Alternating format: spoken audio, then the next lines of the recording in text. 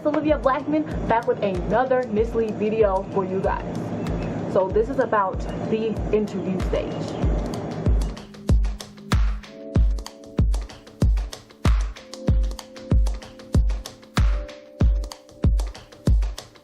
This whole video was tips on how to finesse the interview, or to do your best in the interview. That's what I mean. So I got things for you to do before, during, and after the interview to make your experience as great as it possibly can be this year, and to limit stress, keep stress to a maximum of 0. Now I can't guarantee that. Keep stress to a minimum, as low down as it can be, because I know this can get a little stressful, but I'm gonna do my best. So let's start with before. And when I say before, I mean from the time you set up the interview all the way to the time that the interview happens, the day before. So first, prepare to dress right. I think that it should be done many days in advance. What I mean is, you need to plan the outfit, and what I would not suggest is you just put that outfit on and go to the interview. I've read in many a book that you should wear the outfit either out somewhere or in your house, lounging around, so that you feel comfortable in it, so that once you are in a different environment that is a stress situation, that's not another stressor for you. So that's an important tip that I have. I'll show you a picture of what I wore right here. So for that, business casual is okay. I like to go a little business formal when I have anything like this, back from my secretary of the junior class days. Just wear anything that your mama lets you wear out the house, and do your best to look like your life is together. If you don't have Versace money, that's okay. I don't have Versace money either. So just come and look modest, and so that you really respect this opportunity, because it shows how much you care. And another thing, take a notepad with you. Take something to write on, whether that's post-it notes, just bring a pen, just bring something so you could take notes. It shows that you're here to get information just as much as them. Number 2, do your research. Doing your research is so important, as I said for the last video on the application stage. So clearly you did something to get you here. But the 4 goals of the program is even more important now, because then you had about 500 words to tell them how you feel. Now you have an hour length of time to let them know who you are, and you're there face to face. So you really have to show that you are who you are in the essays and more. So goals of the program, don't forget, go look back over it. And you know how you're not supposed to look at your application from the time you sent it to that email? Now is where you open it. Open it, check over everything that you wrote, and just remember what you told them. The interviewers will not see any of your information. They won't see where you were going, what your preferences were for going. They won't see that. They won't see your record. They won't see anything for partiality reasons. So just checking over that to remind yourself, I guess. And also have those stories ready. If you are applying to college like I was at the time, you know exactly what I'm talking about. What is your greatest adversity? When did you find out that you were wrong? When did your hard work lead to success? That kind of thing. You're going to need to know that, because they will ask you lots of questions like that. They will also ask you hypothetical type questions. Like, let me throw out a random one. If your host mom beats her kids, what are you going to do? Like, stuff like that. So be thinking about anything that could happen and how you could possibly get around that. You know what I'm saying? So now that goes into the next tip, practice run. So practice runs are so very important for lowering stress, and I did this in 2 different ways when I was getting ready to interview. So one, I did lots of practice runs that were low stress and super unofficial with my parents in the car.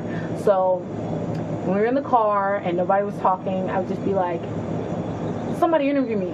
So then my dad would ask me a question as if he was an interviewer, and I would answer. Then afterwards he would give me feedback on it, and that helped me a lot And yeah, that helped me a lot. The second way of doing practice runs that I did was an official practice run the day before. So the day before, I got in my outfit. It was not, like this. I got in my outfit, I sat in front of a mirror, and I had a little cup, and then I had questions from a practice sheet that I had made, and I pulled it out, and I said my answer into the mirror. I also did my introductions, my closings, and all that kind of stuff. And you can record yours and listen to it later, or you can have your mom or dad have a mock interview for you too if you want. And one thing I mentioned but didn't talk about, the practice questions is super important. That kind of goes back to research. Get all the questions you can find online. A bunch of alumni for this program have already created tons of lists, and you can just look throughout all their blogs and find tons of questions. I might even post a set of interview questions in the blog for you guys, so you can head over to my blog, oliviablackman.weebly.com. Now, what to do during the interview. It's game time. So here's a few things to help you survive and not look like you're as nervous as you are.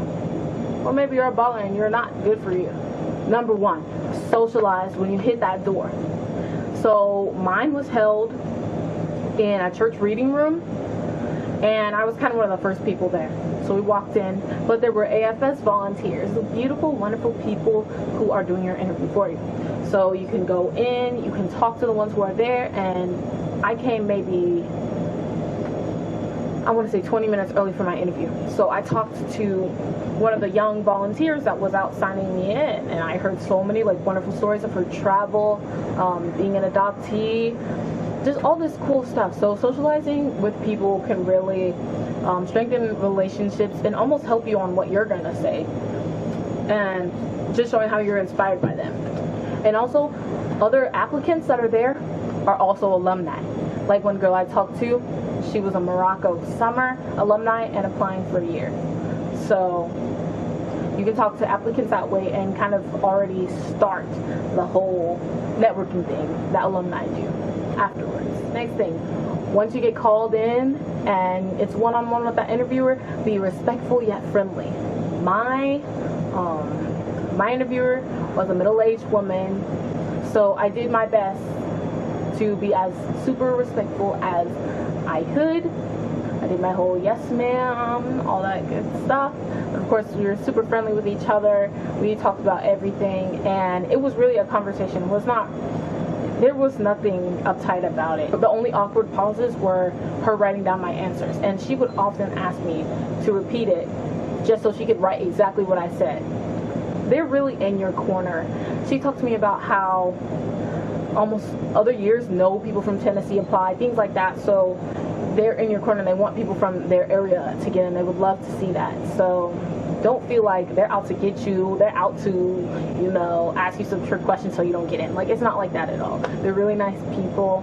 So you just gotta be nice, conversational, and it'll work out. Ask questions back. Like I said, it's a conversation. So that also shows that you care about other people, you care about your interviewer. They took some time out of their day to interact with you. And so it really wouldn't hurt to ask them a few questions back. It's an hour long, you're not wasting anyone's time. And me and my interviewer got into some really nice conversations just by asking questions back. So that doesn't hurt at all. And the two textbook interview tips that I have to give you, I couldn't leave without telling you. Please smile and please be yourself. You have about, 10 seconds they say, to leave a first impression on someone. And you want to leave the best you can by smiling, And be yourself. Because what the people up in Washington read in your essays is one thing, but these people don't know you from Adam. So you have to do it all over again and show them who you are as a person. So you want to do that the best that you possibly can. Now for what you should do afterwards. And I only got one thing for you. Relax. Relax. It is over with. It is finally over with. Everything that you can do is done. It's done. It's out of your hands now. Just lay it on the altar It's out of your hands. You could just chill out, just eat something nice, chill with friends. You don't want that post-interview depression or whatever.